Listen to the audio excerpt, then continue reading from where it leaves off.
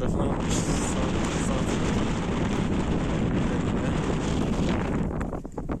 Bu da Florence. Şöyle.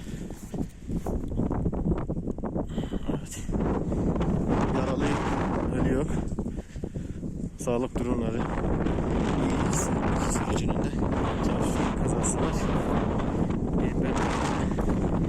Ben Florence çarpışmış. BMW Florence. Arka tarafına almış.